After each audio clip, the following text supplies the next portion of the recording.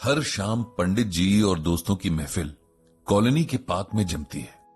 कई सालों से ये रूल है कि सबके सब शाम 6 बजे पार्क के एक फिक्स कोने पर पहुंचकर बैठ जाएंगे।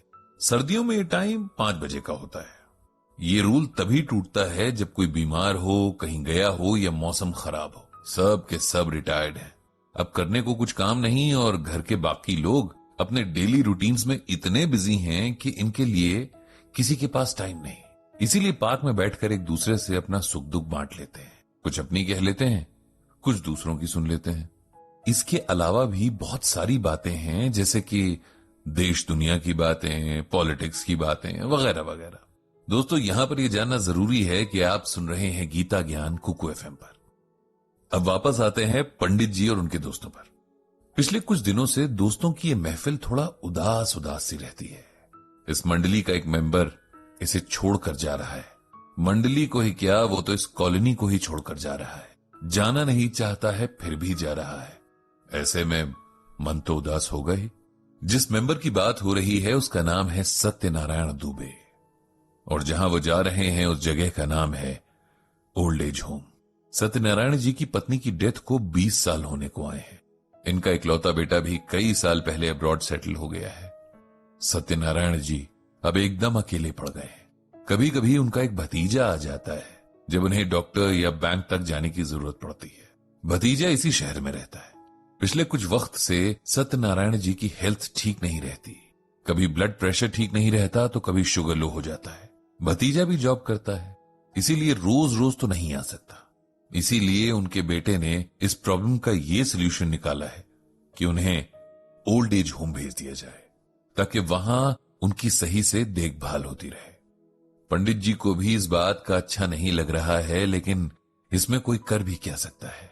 बच्चों और बुजुर्गों को एक जैसी केयर की जरूरत होती है। पंडित जी के सभी दोस्त उदास हैं। जब सत्यनारायण जी साथ होते हैं तब सब नॉर्मल बातें करने की कोशिश करते हैं, लेकिन जिस दिन वो नहीं आते तब उनका ही टॉपिक लेकर बैठे होते हैं। कोई उनकी किस्मत को दोष दे रहा होता है तो कोई उनके बेटे की अपब्रिंगिंग को। कोई जमाने को ही दोषी ठहरा देता है कि इस जमाने के बच्चों में तो शर्म लाज भी नहीं बची है। एक हमारा जमाना था जब मां बाप के लिए सारी दुनिया की दौलत छोड़ दिया करते थे, वगैरह वगैरह। सत्यनारायण जी तो खुद इस बात की मिसाल थे। पंडित जी को अक्सर सत्यनारायण जी की जवानी के दिन याद आ जाते थे। पूरे शहर में उनके चर्चे थे। लोग उन्हें कलयुग का श्रवण कुमार तक कहते थे, क्योंकि उन्होंने अपने पेरेंट्स की सेवा करने में कोई कसर नहीं छोड़ी थी। सत्यनारायण जी के पेरेंट्स बहुत लंबी एज तक जिंदा रहे। 4 बहनों के इकलौते भाई थे सत्यनारायण जी। बहनें तो शादी के बाद अपने घर चली गईं, इसीलिए पेरेंट्स की रिस्पॉन्सिबिलिटी सत्यनारायण जी को निभानी थी, जिसे उन्होंने बहुत अच्छे से निभाया। सुबह सुबह उठकर ऑफिस जाने से पहले अपने पेरेंट्स को नाश्ता बनाकर खिला दिया करते थे, क्योंकि उनकी वाइफ बच्चों के स्कूल जाने की तैयारी में बिजी रहती। पेरेंट्स के रूम से लेकर कपड़ों तक की साफ सफाई की जिम्मेदारी खुद लेते थे, क्योंकि उस दौर में सब अपने काम खुद ही करते थे। कामवाली रखने या नौकर रखने का न तो चलन था, न ही इतने पैसे लोगों के पास हुआ करते थे। जब उनके पापा बीमार पड़े तो उन्हें हर दूसरे दिन ऑफिस से छुट्टी लेनी पड़ती। बॉस की डांट भी इस वजह से खानी पड़ती, लेकिन उन्होंने इस बात से कभी माथे पर शिकन नहीं आने दी। आखिरी वक्त आने तक उनके फादर एकदम बच्चों जैसी हालत में आ गए थे, यहां तक कि उन्हें खाना भी हाथ से खिलाना पड़ता था। सत्यनारायण जी ने ये सब भी किया और बहुत प्यार से किया। फादर की डेथ के कुछ साल बाद तक उनकी मां जिंदा रही। उनकी भी पूरी केयर सत्यनारायण जी ने ही की। ऐसा नहीं है कि उनकी वाइफ इसमें साथ नहीं देती थी, वो भी बहुत अच्छी महिला थी, लेकिन सत्यनारायण जी खुद ही अपने पेरेंट्स की सेवा करना ज्यादा पसंद करते थे। आज जब वो खुद उस स्टेज में हैं, तब उनके पास कोई पानी देने वाला भी नहीं है। दोस्तों की महफिल में इस बात को भी डिस्कस किया जाता था। पंडित, तुम तो कहते हो कि इंसान अपने कर्मों का फल भोगता है। हमारी जानकारी में तो सत्यनारायण ने बहुत अच्छे कर्म किए, अपने पेरेंट्स की बहुत सेवा की, फिर उसके साथ ऐसा क्यों हो रहा है? बताओ, उसे इस एज में ऐसे क्यों अपना घर छोड़कर अनजान लोगों के साथ रहने जाना पड़ रहा है? पंडित जी उन्हें समझाते कि आत्मा कोई 1 या 2 जन्मों में नहीं बंधी होती। वो तो लगातार एक शरीर से दूसरे शरीर में जाती रहती है। एक जन्म के कर्म से कुछ खास तय नहीं होता। इस जन्म में हम बहुत अच्छा करें, लेकिन अगर आत्मा पिछले जन्म के बुरे कर्मों का बोझ लेकर चल रही है तो उसका फल तो भुगतना ही पड़ेगा। अब वो दिन भी आ गया था जब सत्यनारायण जी को ओल्ड एज होम जाना था। एक शाम पहले जब उनसे मिलने उनके घर गए तो माहौल बहुत गमगीन हो गया था। सब मिलकर लौट आए, लेकिन पंडित जी वहीं बैठे रहे। जब एकांत हुआ तब सत्यनारायण जी पंडित जी के सामने खुलकर रो पड़े। उन्हें अपने बेटे से कोई शिकायत नहीं थी, लेकिन अपने भाग्य से बहुत शिकायतें थीं। वे इसी घर में रहना चाहते थे क्योंकि यहां से उनकी यादें जुड़ी थी। उनका जन्म यहां हुआ था, उनकी पत्नी इस घर में ब्याह कर आई थी और यहीं से विदा हुई थी। वो जिंदगी के आखिरी पड़ाव पर अब इस घर से दूर नहीं रहना चाहते थे। बस यही दुख उन्हें खाए जा रहा था। ये ओल्ड एज होम वाला फैसला भी बहुत सारे ऑप्शंस ट्राई करने के बाद ही आया था। पहले किसी रिलेटिव के बेटे को साथ रखा गया, लेकिन एक बूढ़े आदमी की रिस्पॉन्सिबिलिटी कौन लेना चाहेगा, इसीलिए वो भी चला गया। फिर एक सर्वेंट का इंतजाम किया, लेकिन वो भी कुछ टाइम के बाद छोटा मोटा सामान चुरा कर भाग गया। उनकी हेल्थ हर दिन गिरती ही जा रही थी, इसीलिए उनके बेटे ने अब ये इंतजाम कर दिया था।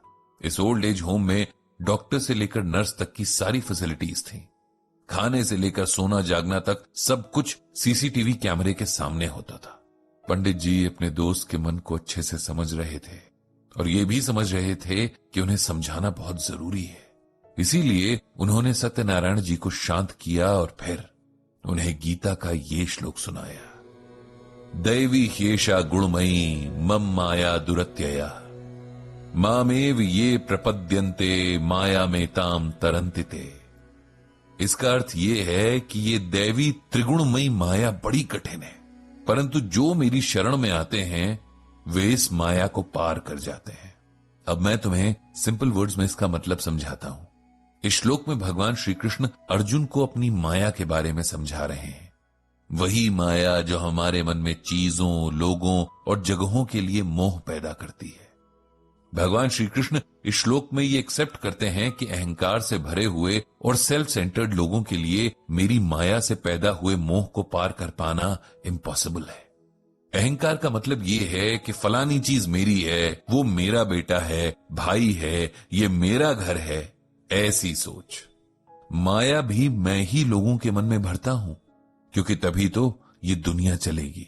लेकिन अगर इंसान इस माया को समझते हुए अपनी जिंदगी चलाए तो सारे दुखों से बच सकता है। इस माया को समझने के बाद जो मेरी शरण में आ जाते हैं, मतलब मेरा ध्यान करते हैं, मेरे बताए अनुसार चलते हैं, वो इस मोह के जंजाल से पार निकल जाते हैं। इसीलिए मेरे प्यारे दोस्त, तुम भी चीजों के मोह से बाहर निकलो। ये घर, यहां से जुड़ी यादें उसी माया का रूप है। ये तुम्हारे मन को जकड़े हुए हैं। जैसे ही तुम इससे खुद को फ्री कर दोगे, तुम्हें सब कुछ इजी और अच्छा लगने लगेगा। अब तक हमने जैसा भी जीवन जिया वो जी लिया, लेकिन अब भगवान की शरण में ध्यान लगाने का वक्त है। इस बात को समझ लोगे तो आगे का सफर आसान हो जाएगा। इतना कहकर पंडित जी अपने दोस्त से गले मिले और मिलते रहने का प्रॉमिस करके अपने घर के लिए निकल गए। चलते हुए उन्होंने भगवान श्री कृष्ण से सत्यनारायण जी को शक्ति और पेशेंस देने की प्रार्थना की। और इसी के साथ गीता ज्ञान का ये एपिसोड यहीं खत्म होता है, जिसे